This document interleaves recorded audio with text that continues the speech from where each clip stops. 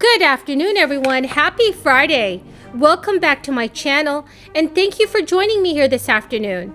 This is your fourth stimulus check update and daily news report. Today is a new stimulus payment day for many of you. However, some of you may have to wait a bit longer to actually receive the extra check. House Speaker Nancy Pelosi has made it very clear that the House of Representatives will not take up the bipartisan infrastructure package. Also, later on, I will be announcing the 3 winners of this week's Amazon gift card giveaway. It's not too late to enter the giveaway. All you have to do is subscribe to my channel, like this video, and also leave a comment below. House Speaker Nancy Pelosi has told Democrats that the House will not take up the Senate passed bipartisan infrastructure package this month, rejecting calls from moderates in her caucus who are demanding a quick vote. The announcement in her first call with House Democrats since the successful Senate vote on Tuesday was largely expected. Pelosi, since the infrastructure talks launched in earnest months ago, has adopted the position that the House will not turn to the $1 trillion infrastructure package until the Senate passes a much larger $3.5 trillion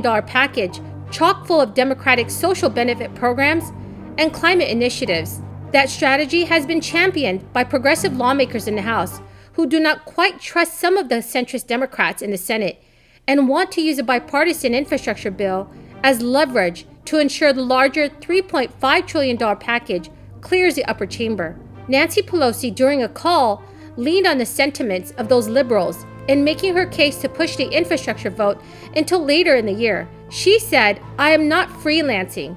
This is the consensus." Pelosi praised both the Senate and President Biden for reaching a bipartisan agreement on infrastructure, a massive spending proposal that the Senate passed in a 69-30 vote, garnering support from 19 Republicans and all 50 members of the Democratic caucus. But the Speaker also has been very clear that the infrastructure package alone is insufficient to tackle the challenges the country is facing when it comes to economic inequality, healthcare disparities, workers' rights, and the warming planet. It is those issues that the Democrats will address in the second legislative package, which is expected to move under special budget rules, known as reconciliation, which will preclude the Republicans' filibuster powers and allow Senate Democrats to pass a measure with a simple majority, setting the stage for the $3.5 trillion package. The $3.5 trillion package would include funding for expanded child tax credits, community college, universal pre-kindergarten, and an expansion of Medicare to include dental and vision coverage. Nancy Pelosi has also stated the president has said he's all for the bipartisan approach. That is progress, but it ain't the whole vision. The votes in the House and the Senate depend on us having both bills. So everyone, should House Speaker Nancy Pelosi hold a vote on the new bill in the House? Please leave your thoughts in the comment section below. I do have some good news. For many Americans who qualify for the child tax credit, it's payment day, which is today, August 13th. The child tax credit payments are part of the $1.9 trillion American Rescue Plan, a stimulus legislation signed into law by President Biden to help the nation rebound from the crisis. The payments will total $3,600 per child aged 6 and under, and $3,000 for kids ages 7 to 17. The full $3,000 and $3,600 credits will be available to individual taxpayers earning less than $75,000 and married couples earning under $150,000. However, these payments will be reduced for anyone earning above the aforementioned thresholds. The expanded benefits will be reduced by $50 for every additional $1,000 in income over the $75,000 and $150,000 thresholds. Half of the total credit is being distributed monthly between July and December of this year, with $300 per month for kids 6 and under, and $250 for the age 7 and up age group. The other half will be paid when families file for their 2021 income taxes. The first payments were released on July 15th, and September, October, November, and December payments are also planned for the 15th of the month. This is the only month in which payments will be released on the 13th. If you still have not received the July 15th payment and you are eligible for the program, you can request a payment trace from the IRS to track its status. For the August payment, however, you will have to wait before pursuing the trace. If you are expecting a payment to arrive by direct deposit, you have to file a trace once 5 days have passed and your bank account says you still have not received a payment. For check by mail payments to a standard address, please wait 4 weeks before filing a trace. Linda asks, what does your 32-hour work week bill do?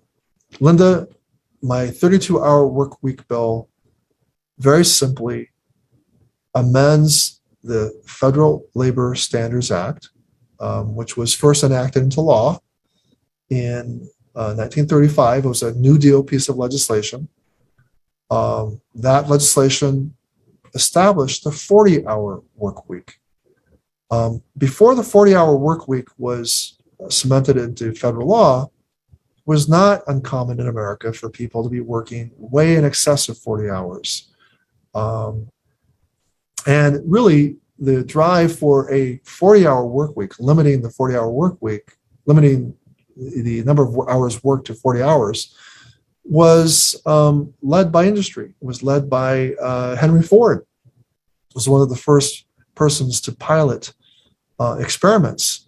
He discovered that the optimum productivity way back, more than 130 years ago, 120 years ago, was the 40-hour work week. And it's important to know that we didn't have a 2-day weekend. Really, for most Americans, the idea of a weekend, that didn't become really culturally cemented,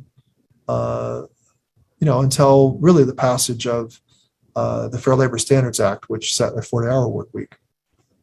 You might be interested to know that our financial markets used to operate 5.5 days a week. There was a 6th day of trading, and that actually changed. So Linda, simply what my bill would do, the 40-hour work week, what it says now under the Fair Labor Standards Act is that you work 40 hours a week, subject to the minimum wage, and anything over 40 hours, you get overtime pay. My bill would start overtime pay after 32 hours.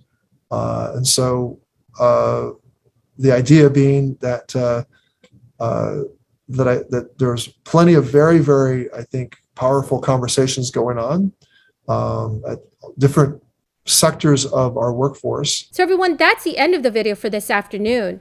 I do hope you found some of this information helpful. Remember that later on today, I will be announcing the 3 winners of this week's Amazon gift card giveaway. To enter the giveaway, please subscribe to my channel, like this video, and also leave a comment below. Thank you so much, everyone, and have a very blessed Friday.